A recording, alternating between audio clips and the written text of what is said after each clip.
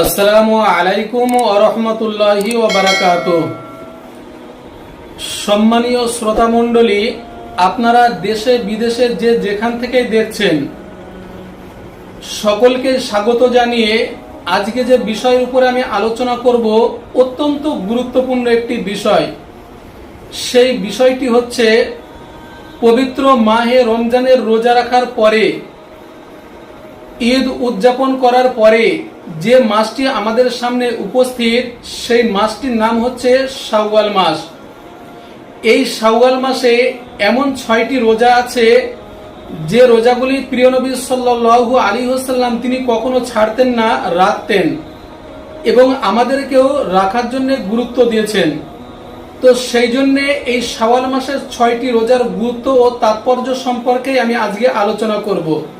মহান আল্লাহ তাআলা যাদেরকে পবিত্র মাহে রমজানের রোজা পালন করার সুযোগ দান করেছেন, মহান আল্লাহ তাআলা যাদেরকে পবিত্র মাহে রমজানের রোজা পূর্ণ করার যে তৌফিক দান করেছেন, তো তাদের কর্তব্য হলো আল্লাহর প্রশংসা করা, আল্লাহর নিয়ামতের শুকরিয়া আদায় করা। লাইন শাকারতুম লাযিদান্নাকুম, যে ব্যক্তি আল্লাহর নিয়ামতের শুকরিয়া আদায় করবে, তো মহান আল্লাহ তাআলা তার নিয়ামতকে, সম্পদকে সেই বান্দার জন্য তিনি বাড়িয়ে দেন। তো সেই জন্য পবিত্র মাহে রমজানের রোজার শুকরিয়া হচ্ছে শাওয়াল মাসের 6টি রোজা আদায় করা, শাওয়াল মাসের 6টি রোজা পালন করা।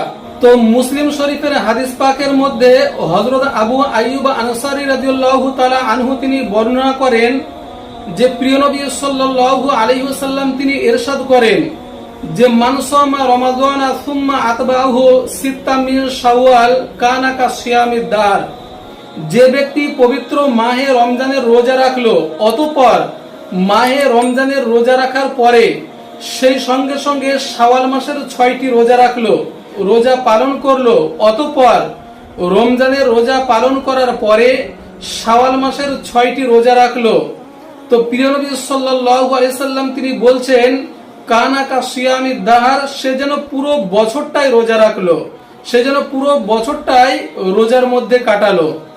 তো এই হাদিসের ব্যাখ্যায় উলামায়ে কেরামগণ বলেন যে মহান আল্লাহ তাআলা প্রত্যেকটি ভালো কাজের প্রতিদান হিসাবে, প্রত্যেকটি নেক আমলের পরিবর্তে তিনি 10 থেকে 700 পর্যন্ত নেকি বা সওয়াব দেন। তো যদি আমি সর্বনিম্ন 10 ধরি, তো পবিত্র মাহে রমজান মাস হচ্ছে 30 দিনে। তো যদি কেউ 30 দিন রোজা রাখে, তো 30কে 10 দিয়ে গুণ করলে হয় 300, তাহলে একটি বছর হচ্ছে 365 দিনে।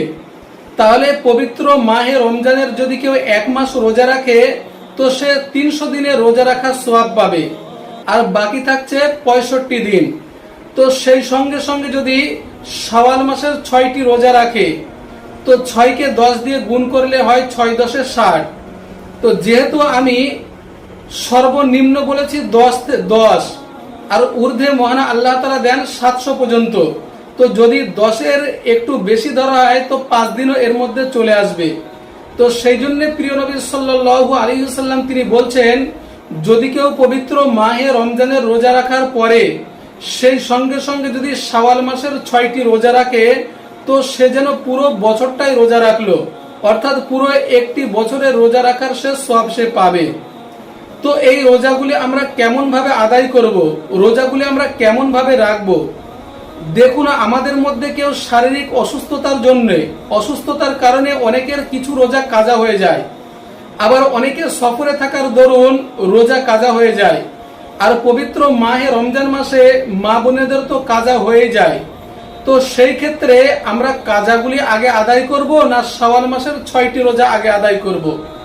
তো এখানে উলামায়ে কেরামগণের 2টি মত। তো একটি হচ্ছে যে শাওয়াল মাসের 6টি রোজার আগে পবিত্র মাহে রমজানের যাদের কিছু রোজা কাজা হয়ে গেছে, সেই কাজাগুলি আগে আদায় করা, কাজাগুলি আগে আদায় করার পরে তারপরে শাওয়াল মাসের 6টি রোজা রাখা। যেহেতু হাদিস পাকের মধ্যে প্রিয় নবী সাল্লাল্লাহু আলাইহি সাল্লাম তিনি বলেছেন যে পবিত্র মাহে রমজানের রোজা রাখার পরে যে ব্যক্তি শাওয়াল মাসের 6টি রোজা রাখবে, তো এখানে যে রোজাগুলি আমাদের কাজা হয়ে যাবে, সেই কাজাগুলি আগে আমাদেরকে আদায় করতে হবে, তারপরে শাওয়াল মাসের 6টি রোজা রাখতে হবে। এটা হচ্ছে প্রথম মত। আর দ্বিতীয় মত হচ্ছে যদি কেউ কাজাগুলি পরে আদায় করে তাহলেও কিন্তু চলবে। তো শাওয়াল মাসের যে 6টি রোজা, এটা কিন্তু শাওয়াল মাসের মধ্যেই রাখতে হবে। তো সেই জন্য যদি কেউ আগে শাওয়াল মাসের 6টি রোজা আগে পালন করে আদায় করে এবং কাজাগুলি পরে আদায় করে, সেক্ষেত্রেও সেটাও চলবে। তো সেই জন্য সবচেয়ে উত্তম হচ্ছে যে কাজা রোজাগুলি, যেগুলি কাজা হয়ে গেছে সেগুলি আগে আদায় করার পরে তারপরে হচ্ছে শাওয়াল মাসের 6টি রোজা রাখা। তো এই 6টি রোজা কেমন ভাবে রাখবে? যদি কেউ চায় সে লাগাতার রাখতে পারে, বিরতি না দিয়ে, গ্যাপ না দিয়ে পুরো একসঙ্গে পরস্পর পরপর 6টা রাখতে পারে। আর যদি কেউ মনে করেন যে না, মাঝখানে গ্যাপ দিয়ে দিয়ে রাখবে, মাঝখানে বিরতি দিয়ে দিয়ে সে আদায় করবে, তবে সে কিন্তু পারেন। তো যার যেরকম সুবিধা হয় সে সেইভাবেই রাখবেন। যদি কেউ মনে করেন যে লাগাতার রাখবেন, কন্টিনিউ করবেন, একের পরে এক পরপর 6টা রাখবেন, সেক্ষেত্রেও তিনি পারেন।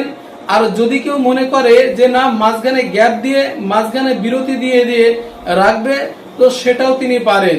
তো সম্পূর্ণটাই আপনার উপরে, আপনার যেটা সুবিধা হয় সেটাই আপনি রাখবেন। তো যেহেতু পবিত্র মাহে রমজানের একটি মাস আমরা রোজা রেখেছি, তো সেই সঙ্গে সঙ্গে আরো 6টি রোজা আমরা কেউ ছাড়বো না। আমরা সকলেই এই পবিত্র শাওয়াল মাসের 6টি গুরুত্বপূর্ণ রোজা, যেটা আল্লাহ নবী সাল্লাল্লাহু আলাইহি সাল্লাম তিনি পালন করেছেন, তিনি রেখেছেন, সেই জন্য আমরাও সকলেই এই পবিত্র শাওয়াল মাসের 6টি রোজা রাখবো। মহান আল্লাহ তাআলা আমাদের সকলকেই সেই তৌফিক দান করুক। সকলেই বলি আল্লাহুম্মা আমিন, আল্লাহুম্মা আমিন।